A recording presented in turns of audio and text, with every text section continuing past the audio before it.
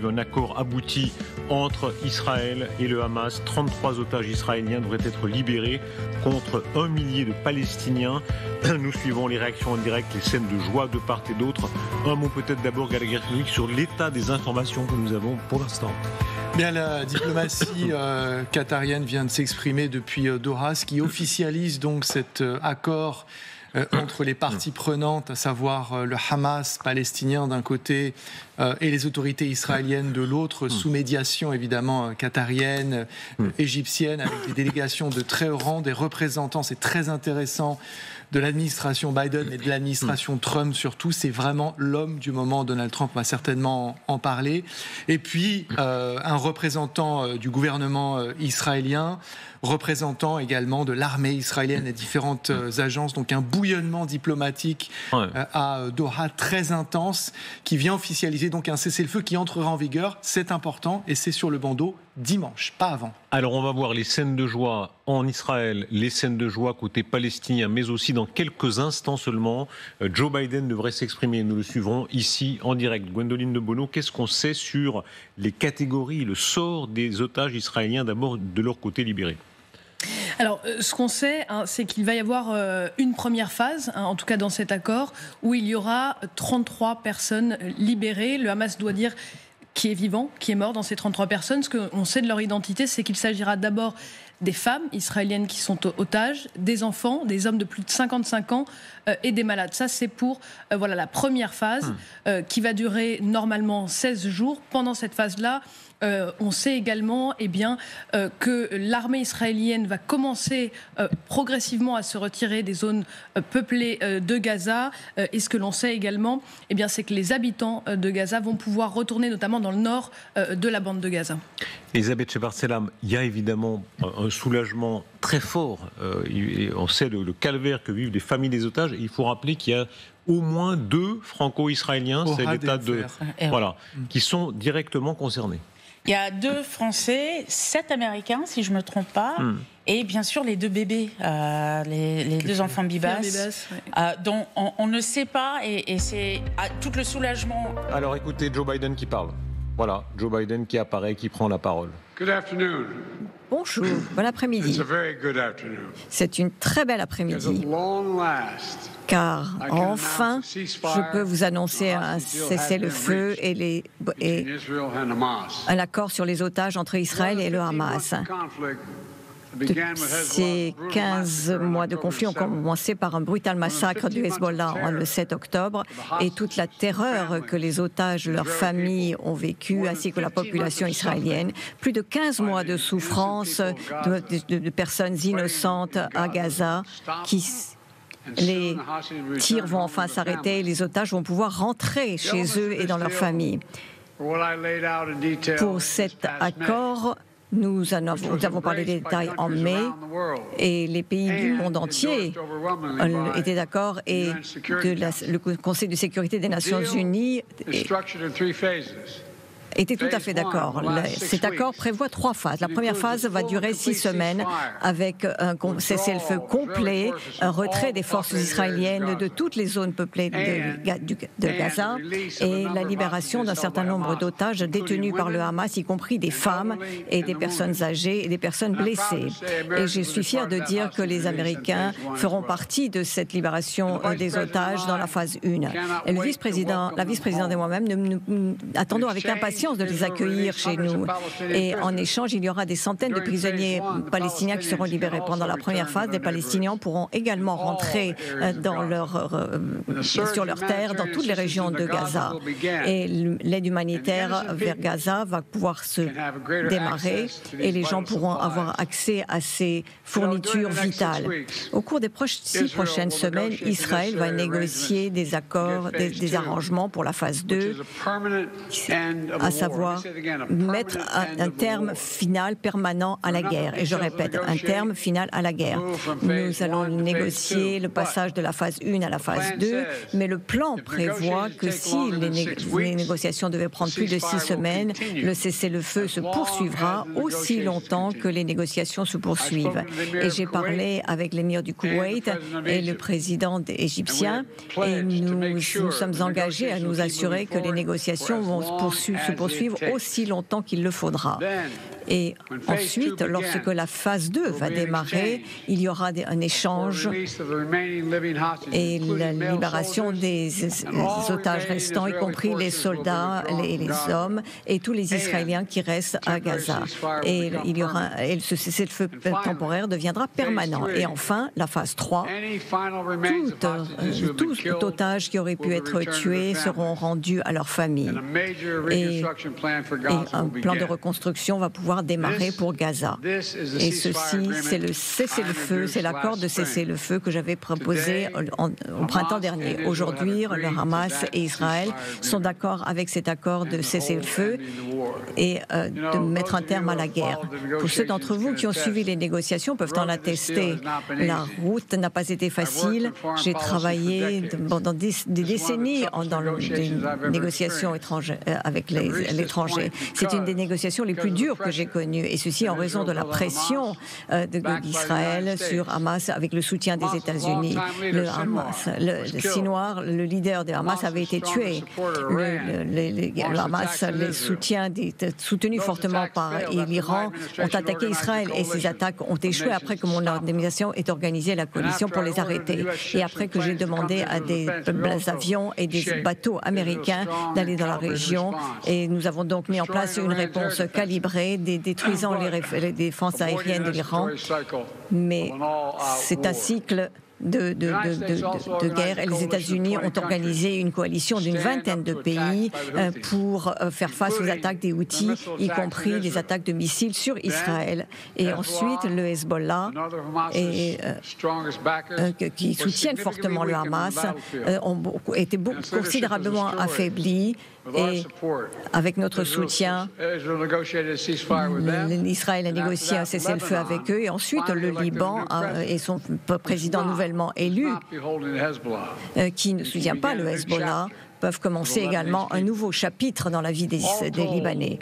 Et ceci dit, les évolutions dans la région, grâce aux États-Unis, ont changé l'équation.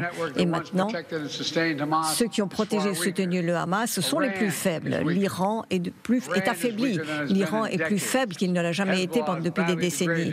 Les Hezbollah ont été très affaiblis. Et au bout de 15 mois de guerre, les principaux leaders du Hamas sont morts.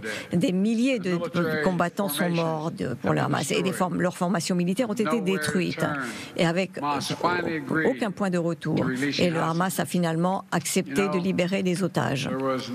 Il n'y avait pas d'autre façon pour terminer cette guerre qu'un accord sur les otages. Et je suis profondément heureux. Ce jour est enfin arrivé pour la population d'Israël et pour les familles qui ont vécu une agonie, et pour également la population du Gaza qui a souffert quelque chose de terrible en raison de la guerre. La population palestinienne a connu l'enfer. Trop de personnes ont été tuées, trop de communautés ont été détruites. Et cet accord,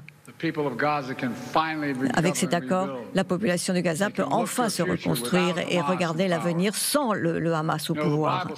Et la Bible dit ceux qui établissent la paix, et tous ceux qui établissent la paix permettent à ce genre de choses de se mettre en place, y compris l'équipe extraordinaire de diplomates américains qui ont travaillé sans relâche pendant des mois pour arriver à ce moment.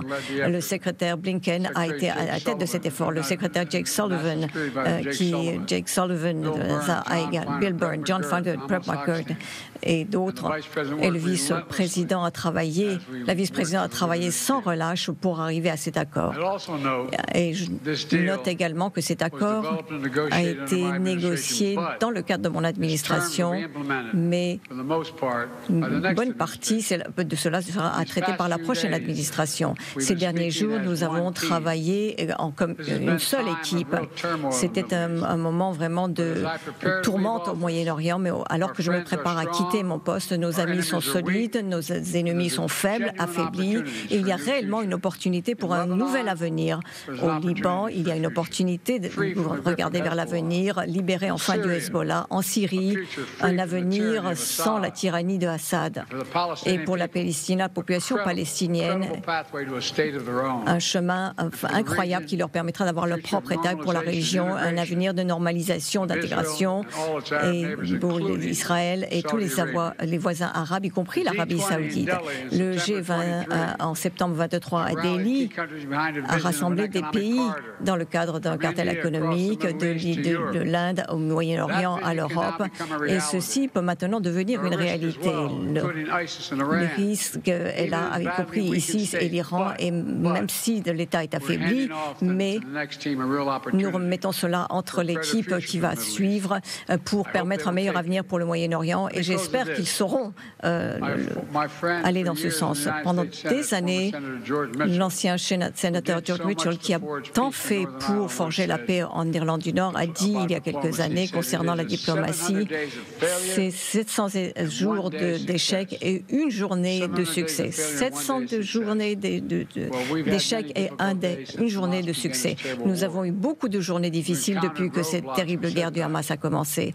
Et nous avons connu des revers, mais maintenant nous n'avons jamais abandonné. Et maintenant, au bout de quelques jours de négociations, le succès est là. Que Dieu bénisse les otages, leurs familles, que Dieu bénisse les troupes et de tous ceux qui travaillent pour la paix.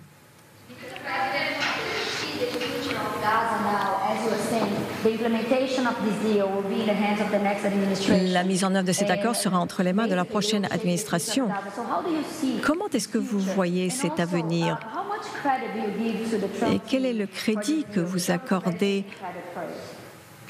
à certains pour cet accord? Bien, le cadre de cet accord est exactement celui que j'avais proposé au mois de mai. Exactement le même. Le monde entier l'a entériné. Et c'est l'Amérique qui a négocié avec le Hamas et ses soutiens et qui a été donc essentiel à cet accord. Et bien, si ceci doit être mis en œuvre par l'équipe qui va suivre, j'ai demandé à mon équipe de travailler en étroite coordination avec l'équipe qui va nous suivre pour nous assurer que nous travaillons tous et que nous parlons tous de la même voix. Et ça, c'est l'Amérique. Combien d'Américains seront libérés lorsque les otages seront libérés? Tous les détails exacts, combien de personnes sont détenues, combien de corps seront rapatriés, tout ceci, nous les aurons plus tard. Merci, tous. Je suis confiant. Vous ou Trump? C'est une plaisanterie? Merci. Voilà cette prise de parole qui se veut historique dans la bouche de Joe Biden, annonçant un plan beaucoup plus ambitieux encore que ce qui a été d'abord annoncé. Ça n'est pas seulement la libération des otages dont il est question, c'est l'avenir du Proche-Orient tout entier, le retrait d'une grande partie en tout cas de Gaza, la reconstruction de Gaza, la sortie de guerre pour toute la région. Gallagher Fenwick, il y a là la volonté chez Joe Biden de dire que c'est son plan et que c'est son plan qui réussit. Absolument, et vous soulignez le caractère effectivement assez magistral de ce qui vient d'être présenté, magistral dans sa taille.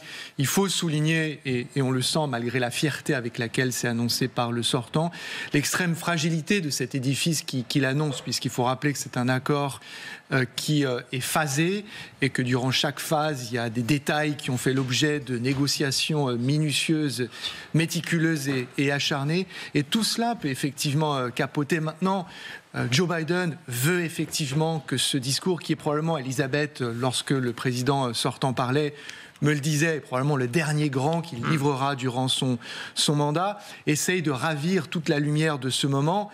Mais la vérité, c'est qu'il rentrera en effet ce dimanche. Et moi, l'image, le parallèle historique qui me vient à l'esprit, c'est ce qu'on appelle la surprise d'octobre, quand en 1981, quelques 12 minutes après le discours de Ronald Reagan, qui a en face son concurrent Jimmy Carter, eh bien l'Iran libère les otages américains détenus à l'ambassade américaine à Téhéran. Et l'histoire retiendra qu'il y aurait eu un accord entre Reagan et les Iraniens pour nuire au concurrent démocrate de Reagan, donc le perdant Jimmy Carter.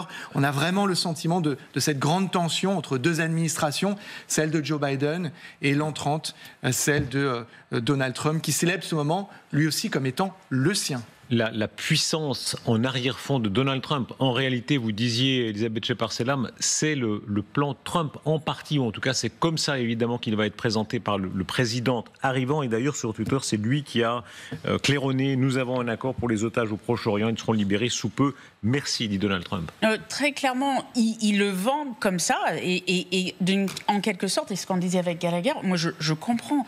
D'abord, cette normalisation, c'est un peu son projet avec les accords d'Abraham qu'il a fait sous son premier mandat, mais depuis qu'il a été élu, s'il y a un endroit où on connaît sa politique, où il a nommé des gens, où c'est très clair, c'est au Moyen-Orient.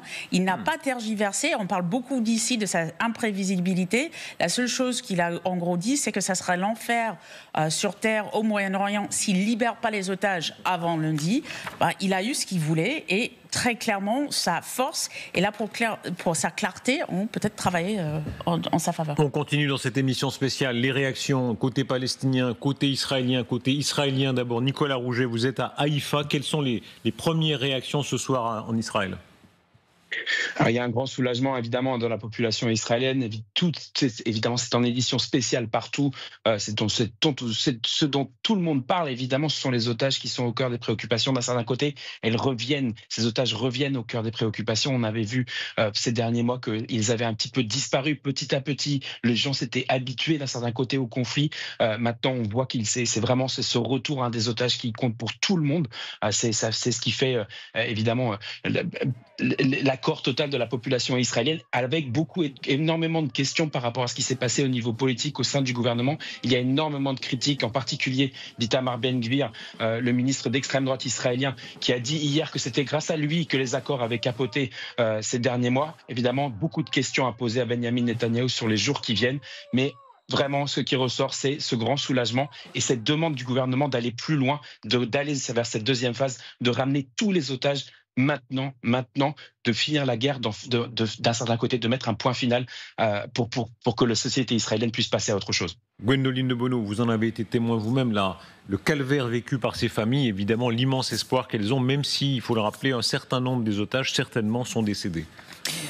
Oui, on ne sait pas combien exactement, mais surtout ces familles d'otages, elles ont l'impression d'avoir lutté contre leur propre gouvernement, contre leur propre État durant ces semaines, durant ces mois. Et quand on voit Itamar Ben-Gvir, qui est la figure sans doute la plus suprémaciste, ouvertement raciste, qui se vante quasiment d'avoir réussi à faire échouer les précédents deals qui étaient sur la table. En mai, c'était exactement le même accord qui était sur la table, et lui se vante aujourd'hui de l'avoir fait échouer et a dit jusqu'aux dernières minutes qu'il essayait de faire pareil pour cet accord. Et donc cette coalition d'extrême droite, ces familles d'otages, en plus de la peine et de la souffrance face à laquelle elles sont confrontées tous les jours, ont eu l'impression de devoir lutter contre leur propre État. Et il est aussi là le soulagement de ces familles ce soir. Non, ce que vous disiez, c'est quelque chose qu'on sent beaucoup dans la société israélienne aujourd'hui. Et les déclarations de Ben-Gvir ces derniers jours, notamment dans un pays qui est quand même animé par la religion où la vie prime sur le reste, les déclarations de Ben-Gvir ont beaucoup touché les familles, ont beaucoup touché la société. On est dans des divisions très profondes dans la société israélienne, et on verra aussi le sort des otages, parce que ça va aussi jouer sur ces familles qui ne savent pas encore qui est vivant et qui est mort. Et c'est là aussi où je trouve le discours de Joe Biden très optimiste, c'est que ces forces israéliennes, cette coalition qui est la plus à droite de l'histoire d'Israël, je doute que ce soit si simple d'accepter qu'il y ait un retrait israélien de la bande de Gaza, un plan de reconstruction. Ça me semble extrêmement optimiste. La main forte de Donald Trump, il faut rappeler qu'il y a quelques jours, il avait dit, s'il n'y a pas d'accord sur les otages, s'il n'y a pas de libération, ce sera l'enfer. Je ferai vivre l'enfer. Mais c'est l'une des questions que j'ai ce soir, c'est-à-dire, est-ce que l'accord est le fruit d'une transaction ou d'une extorsion ? La différence, c'est qu'une transaction, c'est Donald Trump qui tend la main à Netanyahou et qui lui dit « tu me donnes ça avant que je ne prenne mes fonctions et en échange de quoi tu pourras annexer des parties de la Cisjordanie et ça calmera les membres, comme le disait Gwendoline de Bono à l'instant, les plus à droite de ta coalition » ou est-ce qu'au contraire c'est une extorsion qui est une clé de bras et non pas une main tendue, c'est-à-dire tu fais cela sinon je ne livre pas les armes dont tu en as besoin, sinon je ne fais pas certaines choses dont tu as besoin. Donc il faut aussi rappeler qu'un cessez-le-feu, ça n'est pas la paix. Et je ne crois pas, malheureusement, que nous soyons ce soir proches d'une éventuelle paix. Il n'y a toujours pas de projet politique sur la table. Il y a beaucoup de détails, de bricolage qui ont permis de parvenir à ce que les armes se taisent, on l'espère tous, pendant un temps. On s'est arrêté, c'est bien normal, sur le calvaire des familles des otages. Il faut aussi s'arrêter sur le calvaire des Palestiniens de Gaza, où les morts se comptent en dizaines de milliers et continuent. C'est un sort que les Palestiniens continuent de subir en ce moment même, puisque l'accord ne sera mis en œuvre que dimanche. Et les bombardements se poursuivent avec ces dernières heures, des dizaines de morts, des femmes, des enfants. Donc de part et d'autre, chacun veut désespérément, effectivement, que ces armes cessent afin que les otages puissent sortir et que les gens cessent de mourir également côté palestinien. Il faut rappeler, vous le faites, c'est les résistances dans les deux sociétés. Alors côté israélien, vous l'avez dit, côté palestinien, il y a aussi le fait que quand on libère, il y aura 1 millier de prisonniers palestiniens. Il y a beaucoup qui sont inoffensifs, il y a ceux qui ne le sont pas. Les précédents, comme Sinoir, qui avait été libéré contre Shalit et qui a été un des djihadistes les plus efficaces du côté du Hamas. Et c'est justement un des points les plus bloquants, c'est que le Hamas insiste pour qu'il y ait des prisonniers condamnés à perpétuité qui soient libérés. Ceux-là ont du sang sur les mains. Maintenant, ces derniers mois, les Israéliens ont fait le plein. Ils ont arrêté des centaines de personnes dans les territoires, en Israël également, afin de remplir les geôles en vue d'un éventuel accord. Mais effectivement, vous avez raison de le rappeler, il y a des extrémistes des deux côtés, il y a des sources de lumière des deux côtés. On a en miroir le Hamas d'un côté et cette coalition Bibi, Smotrich et Ben Gvir de l'autre, et pris entre ces deux extrêmes, on a de part et d'autre des gens qui souhaitent effectivement une paix durable et un horizon politique afin de mettre fin à ce cycle interminable qui ne cesse de faire couler le sang depuis trop longtemps déjà dans cette région. Dans quelques instants, le président israélien Herzog devrait prendre la parole. On va l'entendre aussi, on va aussi entendre en direct dans quelques instants. Voilà, il va s'approcher de cette tribune dans quelques instants et nous suivrons son intervention. Le poids de Trump qui fait peur. C'est visiblement une donnée aussi, c'est-à-dire par avance, il fait peur. Avant même le 20 janvier, on est à J-6. Oui. Il fait peur déjà. Il fait peur déjà et il est peut-être le seul qui a la capacité de faire peur, tordre le bras, faire un clé de bras, on ne sait pas, à toutes les parties. Et ça, c'est très important parce que Biden et les Américains n'avaient pas cette capacité vis-à-vis de la coalition en Israël. Ils avaient perdu un peu cette capacité, mais Trump a cette capacité. Il a aussi prouvé, il a en quelque sorte la confiance de Netanyahou pour des raisons plus historiques. Et ça fait toute la différence, en fait. Non, bien sûr. Après, encore une fois, ce qui est intéressant, c'est que pour Donald Trump, c'est son deuxième mandat. C'est son dernier mandat. Donc il sera soumis sans doute à moins de pression de la part du lobby pro-israélien notamment, ce qui fait qu'il aura la capacité à maintenir la pression sur les deux camps, et notamment sur Benjamin Netanyahou, pour assurer qu'il ne soit pas humilié ultérieurement si l'accord venait à être rompu. Donc il va y avoir effectivement énormément d'attention sur la mise en pratique de cet accord, dont, et ça a été beaucoup dit ce soir, il est phasé et avec des dimensions qui restent fragiles, puisqu'il y a des parties qui restent à négocier pendant les phases suivantes. Mais on sent déjà le souffle Trump ces derniers jours. Éviction de Justin Trudeau au Canada, cessez-le-feu à Gaza. Je pense qu'il y a beaucoup de personnes ce soir qui n'ont pas forcément voté pour Trump, qui goûtent très peu le personnage, mais qui pour la première fois de leur vie disent « Merci, Monsieur Trump ». C'est impressionnant, hein, effectivement, de voir à quel point Trump, si décrié avant l'élection, parfois par les mêmes, est salué pour les progrès, en tout cas les progrès, les avancées de fait factuelles qu'il arrive à obtenir. On aime beaucoup le critiquer, et avec raison, c'est pas la question, mais au Moyen-Orient notamment, et même dans son premier mandat, il y a eu quand même des avancées. Il arrive quand même, peut-être parce qu'il est imprévisible, parce qu'il ne joue pas les mêmes règles que les autres, il n'a pas cette même politesse, à vraiment trouver des solutions peut-être temporaires. Je rejoins Gallagher. On ne sait pas encore où ça va nous mener, mais en tout cas, ça bouge les choses. On pourrait rajouter le Liban, on pourrait rajouter un certain nombre de choses, et ça fait du bien dans un moment où on en avait très peu d'espoir. Mais ce qui va être intéressant lorsque le président israélien va s'exprimer, qui est, il faut le rappeler, une sorte de figure tutélaire avec assez finalement peu de pouvoir, c'est-à-dire c'est une sorte de magistère, de rôle symbolique fort, mais qui n'est pas exécutif.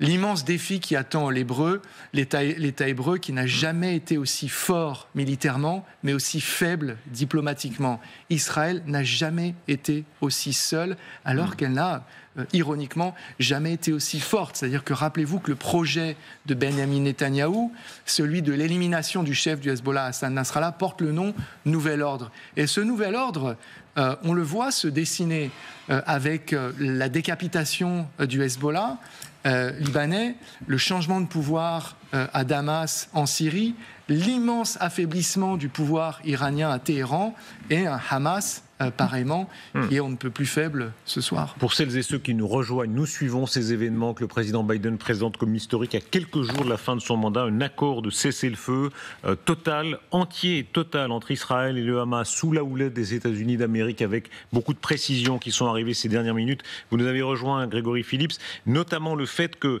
ça n'est pas seulement la libération de 33 Israéliens et de environ 1 millier de prisonniers palestiniens, c'est aussi un retrait, en tout cas partiel, de Gaza.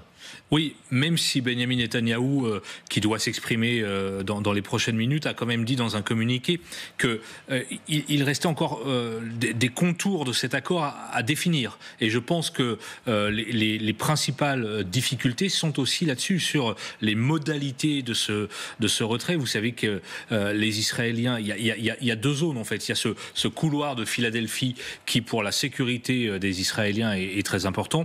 Et puis aussi cette zone de Netzarim qui a été complètement investie par l'armée israélienne et qui est pour l'État hébreu, en tout cas aux yeux de l'état-major, un moyen de garantir la sécurité d'Israël et de continuer à surveiller ce qui se passe dans Gaza. Donc jusqu'à quel niveau les Israéliens vont accepter de se retirer ou pas, c'est une question extrêmement complexe qui d'ailleurs a ralenti depuis des jours et des semaines la conclusion de cet accord. J'aurais juste rebondir sur ce que vient de dire Gallagher, sur ce bouleversement régional auquel nous assistons médusés ces derniers mois, ces dernières semaines.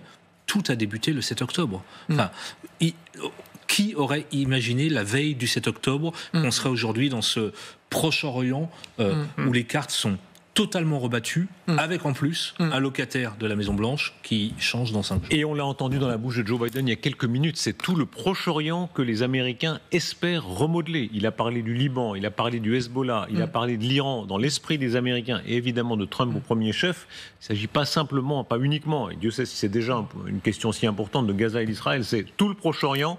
Écoutez le président israélien qui s'exprime. Isaac Herzog prend la parole.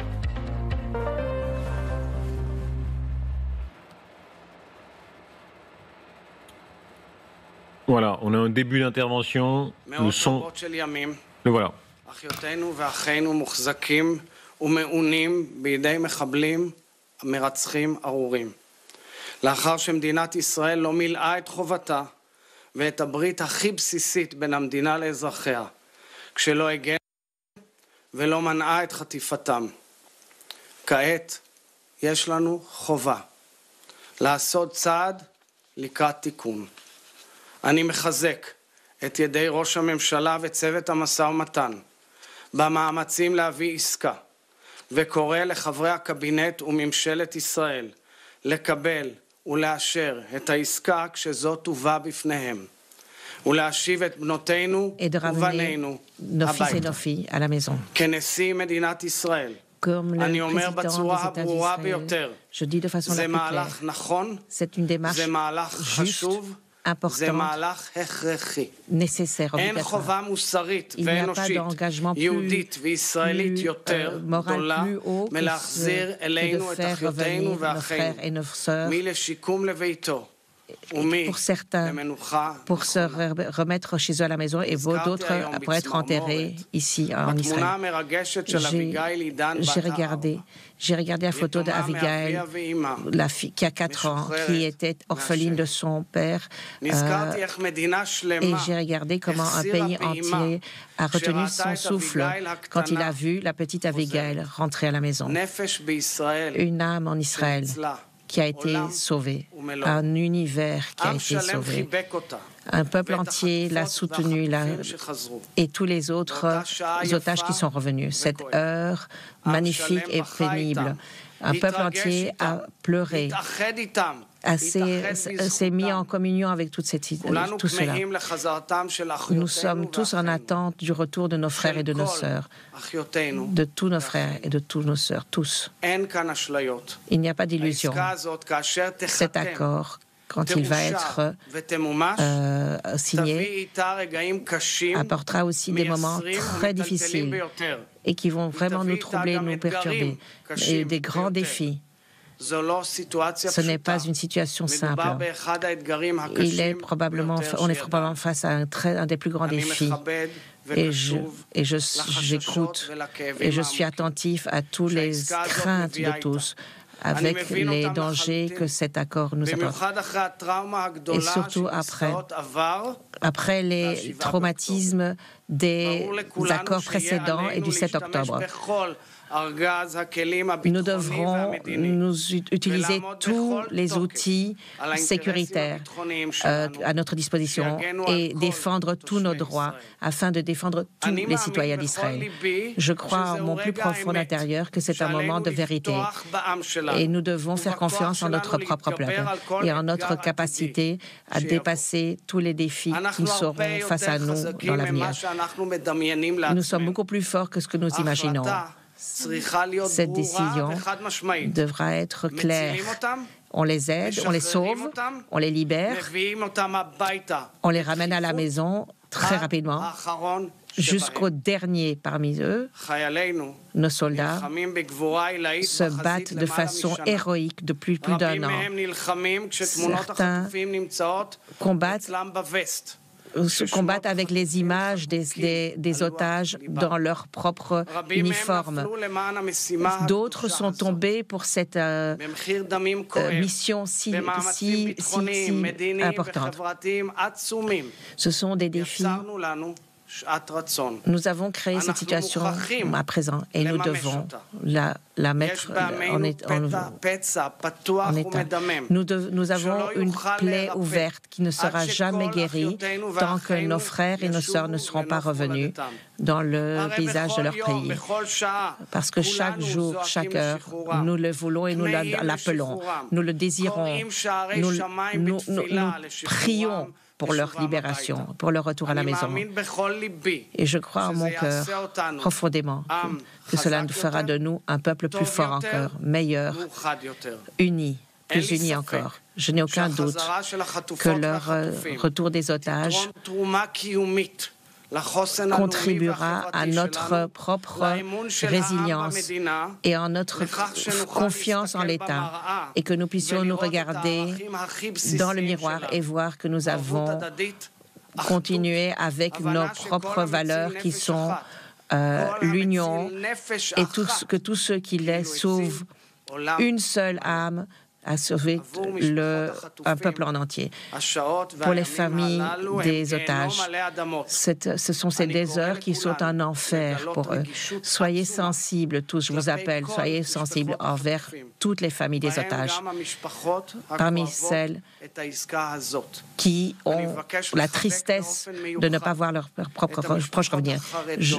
J'embrasse et je soutiens ces familles qui ont peur que leurs otages ne reviendront pas parmi les premiers.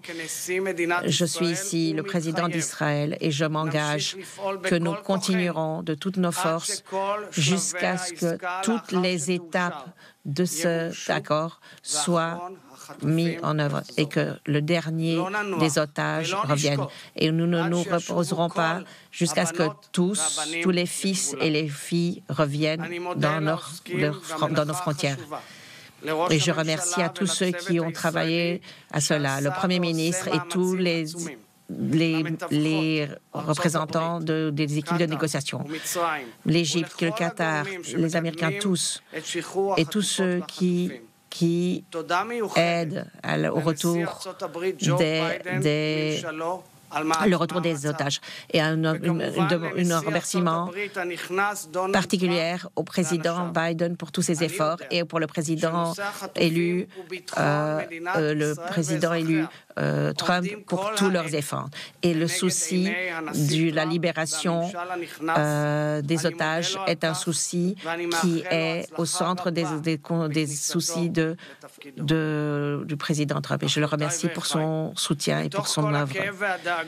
Mes frères et mes sœurs, je suis non seulement au pli de soucis, mais également plein d'espoir que quand ils reviendront, que les paroles du prophète seront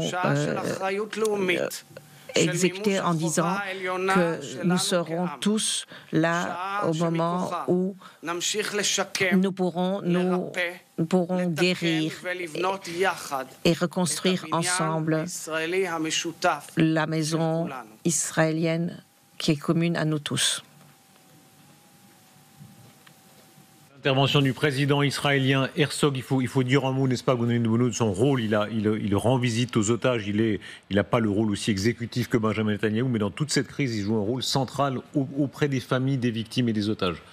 Oui, absolument. Il les soutient, il leur rend visite. C'est la figure tutélaire, une figure beaucoup plus consensuelle que Benjamin Netanyahou, dont on connaît la forte inimitié et la tension avec les familles des otages. Donc c'est un discours important. Alors après, on n'a toujours pas, et c'est important de le noter, toujours aucune expression de Benjamin Netanyahou. Oui. Le dernier communiqué qu'il envoie, c'est pour dire que tout n'est pas réglé. Oui. Il dit sur la presse israélienne, je viens de dire à l'instant, qu'il n'avait pas cédé un pouce sur le corridor de Philadelphie. Donc il semble y avoir quand même un souci là-dessus. Mais non, ce discours, pardon, je vous interromps, c'est très inélégant. Il s'adresse au cabinet. Et Herzog ne parle pas aux Israéliens, il parle davantage au gouvernement en disant signez cet accord. Et il dit qu'il n'est pas signé d'ailleurs dans son discours. Et ensuite, il leur explique pourquoi il faut le signer, en quoi ça n'est pas un déshonneur, en quoi c'est la chose juste à faire. Et c'est là qu'effectivement, comme vous le disiez très bien, il joue son rôle de figure tutélaire, consensuelle, afin d'amener à la raison, dit-il. Avec un remerciement très marqué à Donald Trump, c'est aussi très marquant là dans le discours d'Isaac Herzog. À nouveau, comme vous le disiez, sans cesse la figure de Trump est en arrière-fond. On va entendre un autre direct là dans quelques secondes. Alors, Trump, très clairement, on voit sa patte dedans et je pense que même en Israël, on l'entend beaucoup, que ce soit avec des politiques avec qui je parle ou avec des gens, ça a changé la donne, qu'on le veut ou pas. On a l'impression que c'est grâce à lui que ça arrive, probablement parce que, comme disait Gallagher, il a trouvé un échange avec Netanyahou, mais c'est très important. Et juste une chose, vraiment, il symbolise l'unité qu'il va falloir aussi avoir par la suite, parce que sinon, ça ne tiendra pas. Je vous interromps parce que nous avons à l'instant une première réaction des familles les plus directement concernées. Ange-Dan Calderon, vous êtes de la famille de l'otage franco-israélien Ofer Calderon. Merci beaucoup d'être avec nous en direct. Bonsoir. Bonsoir, merci à vous, Monsieur Rochba, de me recevoir ce soir. Merci beaucoup d'être avec nous en direct. Votre première réaction, bien sûr, que vous pouvez communiquer ce soir. Un optimisme très prudent, compte tenu de ce que nous avons subi tous ces derniers mois. Un optimisme très prudent et une joie réfrénée. Voilà, en attendant que les choses se concrétisent pour de bon et d'attendre jour après jour, car nous devons attendre déjà dimanche, paraît-il, pour que les 3 premiers otages soient libérés. Donc, nous avons, au sein de toutes les familles d'otages, un optimisme très prudent et une joie retenue. Monsieur Calderon, quelles sont les nouvelles que vous avez en l'état de votre cousin ? Nous avons les mêmes nouvelles que tout le monde. Nous n'avons aucune information de la part du gouvernement français, alors qu'il s'agit d'un ressortissant français. Et nous n'avons bien sûr aucune nouvelle de la part du gouvernement israélien, et le Hamas n'en donne bien sûr aucune. Donc nous n'avons aucune nouvelle concrète. Il y a eu hélas plusieurs fausses joies, il y a eu plusieurs espoirs qui n'ont pas été suivis d'effet. Ici, le fait que Joe Biden prenne la parole, comme on l'a entendu tout à l'heure, le fait que Donald Trump s'engage aussi à ce point, est-ce que tout de même ça change pour vous la donne ? Bien sûr, cette fois-ci, nous y croyons encore plus, nous voulons y croire encore plus, mais nous restons dans l'état d'esprit que je vous ai décrit. Nous tous, nous avons payé tellement cher ces moments.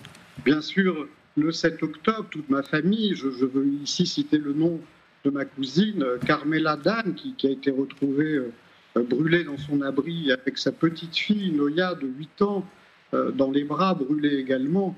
Nous avons payé très cher tous ces soldats qui disparaissent tous les jours. Et nous avons payé très cher que de voir toute cette population gazaoui mise à l'épreuve et qui subit tout ça à cause du Hamas et du 7 octobre, il ne faut pas oublier. Ange-Jeanne Calderón, c'est évidemment très, très fort de vous entendre ce soir. On va poursuivre dans cette émission spéciale. Gérard Haro nous rejoint également pour voir l'analyse diplomatique. Mais Ange-Jeanne Calderón, quel est le message que spontanément vous portez à l'opinion française qui suit évidemment depuis le 7 octobre ces événements? Vous savez qu'il y ait une réaction de la part de l'opinion française, qu'elle se rende compte que tout ça a été déclenché le 7 octobre et non pas le 8, qu'il ne s'agit pas que de regarder les représailles israéliennes, de regarder l'état de Gaza aujourd'hui, qui est dramatique pour moi et pour tout le monde. Il y a des images qui me choquent, vous voyez, je regarde en boucle, là, bien entendu, nous sommes devenus addicts à tous les événements autour du 7 octobre. On voit une prudence extrêmement mesurée sur la place des otages à Tel Aviv, et en revanche, on voit des scènes de liesse dans Gaza. Et je suis content pour eux qu'ils soient contents que la guerre s'arrête. Mais quand je regarde ces images, quelque chose me choque terriblement. C'est qu'on ne voit pratiquement aucune femme n'est dans la rue. Et ça doit être un signe d'alerte pour nous tous. Ça doit être quelque chose qui doit nous faire nous interroger et aussi nous faire répondre à cette question. Pourquoi n'y a-t-il aucune femme dans les rues de Gaza aujourd'hui ? Il faut se rendre compte de quoi il s'agit. Je n'en dirai pas plus ce soir, parce que je me réserve pour une autre fois. J'aimerais, si vous permettez, vous poser encore cette question. Je n'ose pas vous entraîner sur le terrain politique, mais là, le rôle de Donald Trump... Sans aucun problème, M. Rochebin, je peux y aller si vous voulez. Alors, je vous pose la question sur Donald Trump, c'est-à-dire on voit à quel point le fait qu'il fasse peur, pour le meilleur ou pour le pire, chacun juge. Est-ce que pour vous, c'est un élément clé de ce qui va se passer là ? Bien sûr, c'est un élément qui a joué énormément, et j'ose pas dire que c'est terrifiant, mais c'est inquiétant. C'est inquiétant car aujourd'hui, on voit que le pouvoir ne passe que par ces moyens-là, que par des Trump. Je pense que il y a eu un gentleman agreement entre Biden et Trump sur ce fait que ça se passe maintenant. Je l'ai dit dans d'autres interviews, je pense que Biden avait tout intérêt à ce qu'il y ait un petit signe avant son départ, et Trump a tout intérêt à ce qu'il y ait un petit signe avant son arrivée. Et effectivement, la libération des 3 otages doit se faire dimanche, la veille de son investiture, comme par hasard. Mais c'est aussi la veille du départ de Biden. Donc ils avaient tous les deux intérêt à ce que cela se fasse. Et puis on parle beaucoup du Qatar, et ça m'agace beaucoup. Ça m'agace beaucoup qu'on parle beaucoup du Qatar, parce que bien sûr, ils ont été les hôtes obligeants des négociations, et c'est comme si on leur met une couronne sur le kéfier. Et une couronne sur le kéfier, bien que la galette des rois soit encore d'actualité, ça me gêne un petit peu. Parce que le Qatar joue un jeu tellement trouble, et on ose tellement dire que la France a une quelconque influence sur le Qatar. Que nenni, le Qatar a une influence terrible sur la France, mais pas le contraire, M. Rochebin. Et ça, il faut le dire et le redire, au lieu de se féliciter seulement du rôle du Qatar. Monsieur Calderón, merci beaucoup à vous d'avoir réagi en direct et tous nos vœux pour la libération des otages et pour le meilleur dénouement pour tous et dans les deux camps. de ceux qui sont concernés. Merci infiniment d'avoir été avec nous en direct. Gérard Araud, vous nous avez donc rejoint. Ce qu'on apprend ce soir, peut-être récapitulons pour ceux qui nous rejoignent maintenant, c'est la dimension historique, en tout cas telle que le président Biden la présente. Un plan non seulement pour la libération des 33 otages israéliens, pour 1 millier de Palestiniens, mais aussi un retrait partiel de Gaza, mais aussi une sorte de recomposition de tout l'Orient. Il a parlé de l'Iran, il a parlé du Liban, et puis ces phases, n'est-ce pas ? Pourquoi cette sorte de prudence que semble se manifester dans ces phases, c'est-à-dire une phase 1, les 33 otages contre les prisonniers palestiniens, puis la phase 2, puis une phase 3 seulement ensuite dans l'échange des corps des otages contre les prisonniers et la reconstruction et la réouverture de Gaza? Vous allez voir, dans les jours qui viennent, évidemment, ça ne va pas marcher comme sur des roulettes. Tous ces accords, il va y avoir à tout moment, il va y avoir des désaccords, et donc le diable est dans le détail. Et dans ce genre d'accord à ce point compliqué, vous avez toujours un dirigeant du Hamas ou un militant du Hamas ou un officier israélien qui bloque pour des raisons qui échappent à tout le monde. Donc ça va être long, compliqué. Il n'est même pas sûr que ce soit mis en œuvre. Ça peut à tout moment déraper. Il peut y avoir un attentat, un mort ou inversement une frappe israélienne. Donc il faut être extraordinairement prudent. Pour le moment, nous en sommes. Et d'ailleurs, pour répondre à votre question, la complexité est à l'image des enjeux.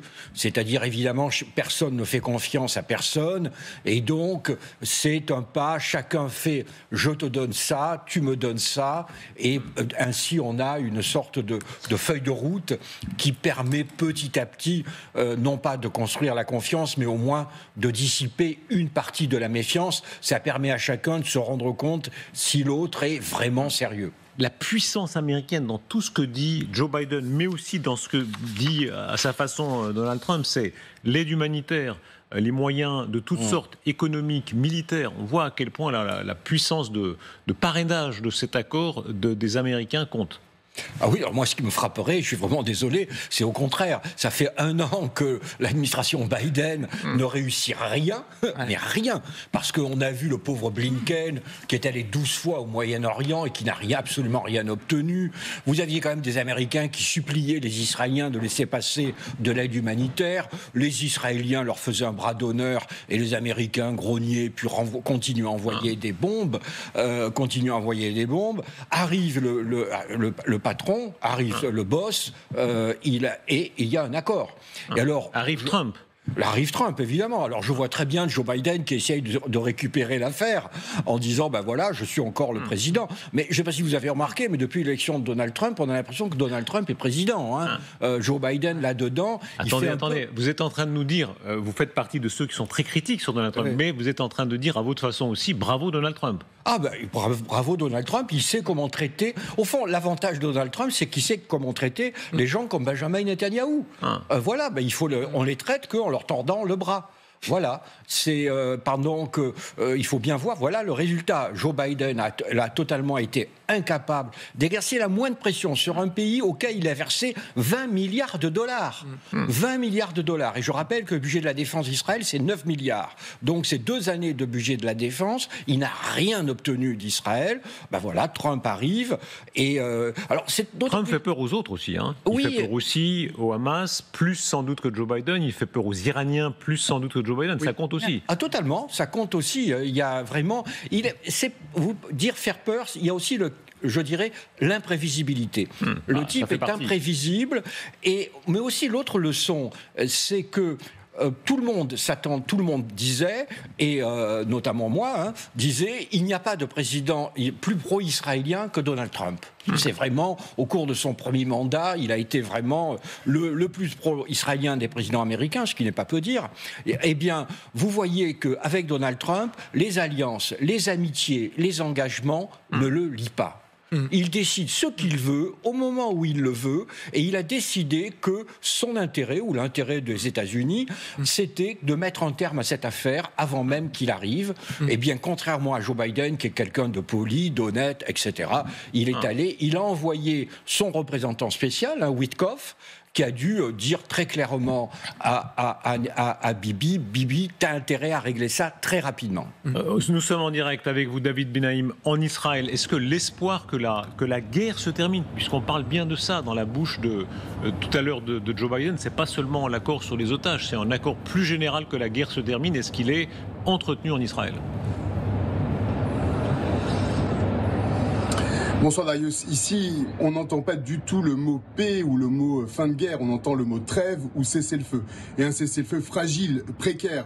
On parle de 42 jours qui vont être cruciaux avec une libération égrenée d'otages. 4 des dimanches apparemment, midi et quart, le début de la trêve qui devrait commencer, heure locale. Et puis ensuite, chaque semaine, 3 otages supplémentaires pour arriver le 42e jour à 14 otages en plus qui devraient être libérés. Parmi ces 33 otages de la première phase, on parle de 10 dépouilles et 23 vivants. Et ensuite, il faudra encore négocier une deuxième phase dans laquelle le cessez-le-feu pourrait encore rester en place.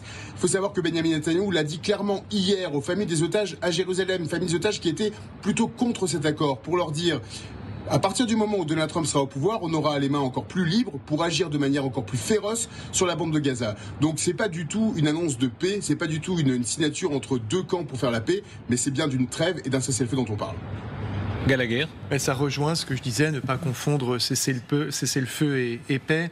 Après, sur cette histoire d'ouvrir les portes de l'enfer sur Gaza, je ne suis pas certain que ça fasse si peur que ça aux Gazaouis, parce qu'il faut regarder l'état de Gaza. Qu'est-ce que vous voulez faire subir de pire aux Gazaouis ? Il y a un consensus croissant sur l'idée d'un génocide en cours. Il y a une grande majorité de l'infrastructure qui est détruite, le système sanitaire effondré. Il n'y a quasiment plus rien qui fonctionne, de l'aide humanitaire qui ne rentre pas. Mais en revanche, effectivement, le souffle Trump, on le redit, se fait déjà sentir. Est-ce que c'est une transaction ou une extorsion qui est en cours de sa part avec ses interlocuteurs ? Je ne le sais pas, on saura très prochainement. Mais connaissant l'animal qui est en face, Benjamin Netanyahou, qui connaît aussi Donald Trump, il est malin, voire vicieux. Et c'est vrai qu'on peut imaginer derrière, vu ses partenaires annexionnistes et ses ambitions, qu'il y ait eu un accord dont on apprenne l'existence un peu plus tard. Je me rappelle, il y a quelques jours, Donald Trump qui ironisait sur le fait que Barack Obama avait eu le prix Nobel de la paix par anticipation, pour ainsi dire, et disant c'est moi Trump qui pourrait... Alors, c'est du Trump dans le pur sucre, mais... À vous entendre, on n'en est pas là. Il le vise. Mais enfin, il le vise d'une certaine manière. S'il réussit cela, pour lui, au début de mandat... Imaginez s'il enchaîne avec l'Ukraine derrière. Trump sera considéré comme étant un héros. Et à juste titre, dans une certaine mesure, que ça plaise ou non. Et il l'aura fait, et ça a été très bien dit par l'ambassadeur, M. Haro, à l'instant, 15 mois que Joe Biden soit n'a pas pu, soit n'a pas voulu. Quelques jours après, à peine. Et là, Donald Trump étant un showman, dites-vous qu'il n'est pas encore président. Ce que nous vivons, c'est la bande-annonce de sa présidence. La bande-annonce, on vous fait sentir certains des meilleurs moments, mais on ne vous donne pas tous les secrets parce qu'on veut que vous payiez pour votre ticket, pour voir ce qui va venir. Donc Donald Trump est en train de, effectivement, faire monter les attentes avec des moments comme celui-là, qui donnent l'eau à la bouche et qui sont forcément, oui, effectivement, très très forts. Oui, non, mais Gallagher a tout à fait raison de citer l'Ukraine. C'est-à-dire qu'aujourd'hui, je pense que Poutine doit observer ce qui se passe. C'est-à-dire que sans doute Poutine pouvait se dire comme Netanyahou, bon, on va l'avoir ce Trump, finalement Trump il va capituler, il dit qu'il veut tout régler, il n'est pas à la hauteur. Eh bien on va voir maintenant. Je pense que Poutine doit être en train de réévaluer ses options, se dire bon, visiblement le type n'est peut-être pas aussi simple que ce que j'espérais, et il sait tordre les bras. Et je pense donc là aussi c'est peut-être comme vous disiez très justement, c'est une ouverture de film, et ça va peut-être aussi avoir une influence sur ce qui se passera en Ukraine.